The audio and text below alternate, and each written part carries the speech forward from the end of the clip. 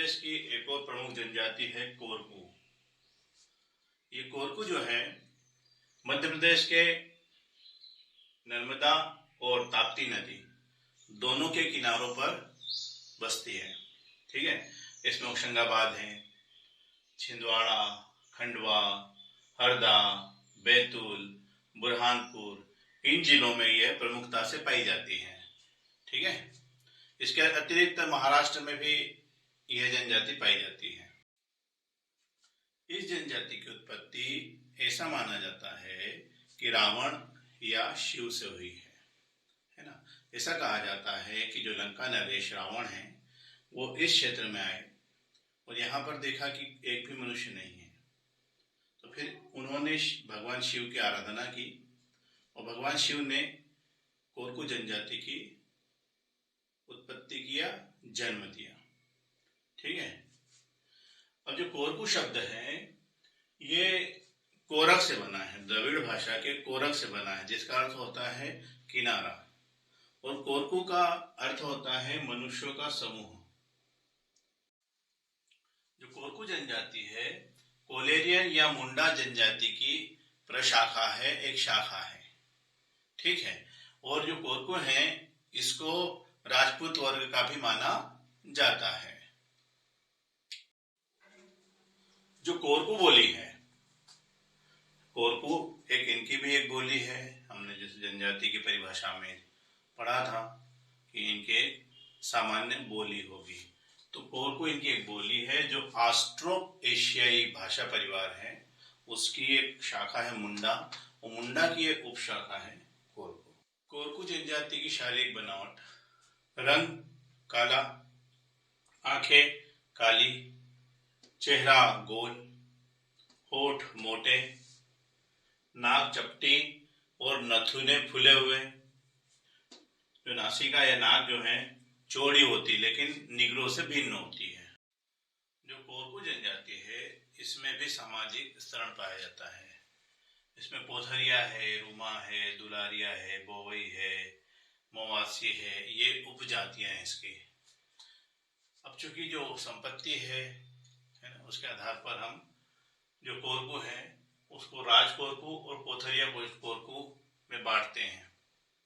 जो राज कोरकू होता है वो भूस्वामी होता है, इसके पास जमीनें होती हैं, और जो पोथरिया होते हैं वो सामान्यतः गरीब होते हैं या सामान्य व्यक्ति होते हैं।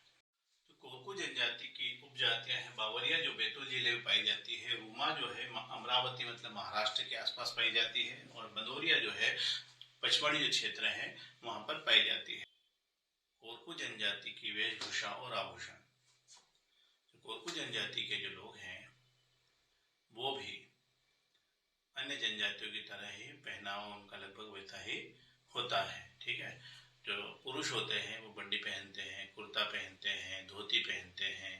जो स्त्रियां होती है वो लुगड़ा पहनती हैं।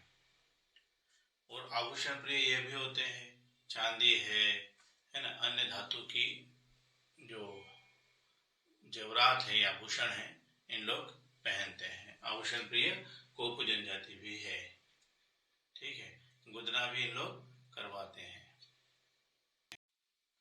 कोरकू जनजाति की अर्थव्यवस्था या आर्थिक जीवन, ये पशुपालक होते हैं, मुर्गी पालना, ठीक है, बकरी पालना, और भी जो पशु हैं जो दुधारू पशु हैं उनको भी पालते हैं।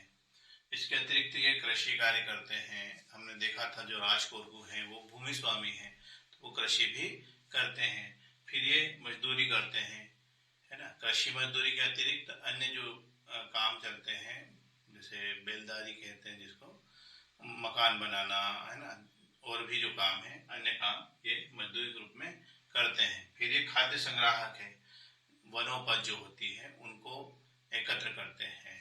कंदमूल है, जड़ी बूटियां है, तेंदुपत्ता है, महुआ है, इस टाइप से जो चीजें हैं उनको ये एकत्र करते हैं, खाद्य संग्राहक भी हैं। जो कोरकू जनजाति है उनका भोजन, इनका जो भोजन है शाकाहारी और मांसाहारी दोनों है। इसमें कोदो है, कुटकी है, ज्वार है, बाजरा है, तिवड़ा है, सावा है, तिल्ली है। इसके अतिरिक्त साग सब्जी जो होती है वो भी खाते हैं। ठीक है, कोरकू जो जनजाति है उसमें धर्म और जादू दोनों ही पाया जाता है। ठीक है, इसमें जो देवी देवता है उसमें भगवान महादेव या भगवान शिव है, क्योंकि ऐसा माना जाता है कि भगवान शिव से इनकी उत्पत्ति हुई है। और दूसरा मेघनाथ, मेघनाथ जो रावण के पुत्र हैं, उन्होंने कोरकुओं की रक्षा युद्ध में की थी, इसलिए मेघनाथ को भी ये लोग बहुत मानते हैं। ठीक है, उनकी पूजा करते हैं। तो जो मेघनाथ है उनको प्रतीक के रूप में एक खंबा गाड़ दिया जाता है और उसकी पूजा की जाती है। ठीक है, फिर एक खेड़ा देव है जो कृषि और मवेशियों के देवता है, और जो भूत प्रेत है उनसे भी इनकी रक्षा करते हैं। फिर अगले हैं खनेरा देव। जो खनेरा देव होते हैं वो बीमारियों से बचाते हैं कोरकुओं को। और किलार मुठवा, ये जो देवता हैं वो गांव के रक्षक है, गांव की रक्षा करते हैं। ठीक है, जो महिलाएं हैं वो गादली नाच करती हैं। ठीक है, ये कब किया जाता है? जब फसल कटाई होती है, इसको नवाधानी भी कहते हैं। इसके अतिरिक्त जो थापटी नाच भी कोरकुओं का प्रमुख नाच है, थापटी नाच भी कोरकुओं का प्रमुख नाच है। और जो युवक और युवती है वो एक गाना गाते हैं जिसका नाम है डोडबली सीरीज, समूह में गाते हैं डोडबली सीरीज। ठीक है, अब कोरकू जो जनजाति है उसमें विवाह, विवाह के अनेक प्रकार है, जैसा कि हम लोगों ने गोंड में भी पढ़ा था और भील जनजाति में भी पढ़ा था। वधु मूल्य इसमें भी दिया जाता है। ठीक है, तो इस विवाह को यहाँ पर गोनम विवाह कहते हैं। क्या कहते हैं? गोनम विवाह, है ना। वधु मूल्य क्यों दिया जाता है? क्योंकि जो लड़की होती है वो परिवार का हिस्सा होती है, जो जनजातियां होती वो श्रम आधारित होती हैं, और जो लड़की होती है उसका कहीं न कहीं परिवार में आर्थिक महत्व होता है। और उसके अतिरिक्त वह बच्चों की देखभाल करती, जो छोटे भाई बहन होते हैं उनकी देखभाल करती है। तो एक व्यक्ति जो जिम्मेदार व्यक्ति अन्य घर में चला जाता है तो बतौर हरजाना वधु मूल्य लिया जाता है। तो जो कोरकू है उसमें इस विवाह को गोनम कहा जाता है, गोनम विवाह, है ना। ठीक है, और वधु मूल्य को गोनम कहते हैं। फिर अगला है चिथोड़ा विवाह, है ना। चिथोड़ा का अर्थ होता है जो वर पक्ष के लिए वधु ढूंढे, है ना। चिथोड़ा जो व्यक्ति होता है वो वधु ढूंढता है ना, जो मीडिएटर कहेंगे उसको, है ना। तो जो वर है उसमें एक शब्द आता है चिथोड़ा बिठाना, मतलब चिथोड़ा बिठाने का अर्थ है कि हमने लड़के के लिए लड़की ढूंढने वाला लगा दिया है।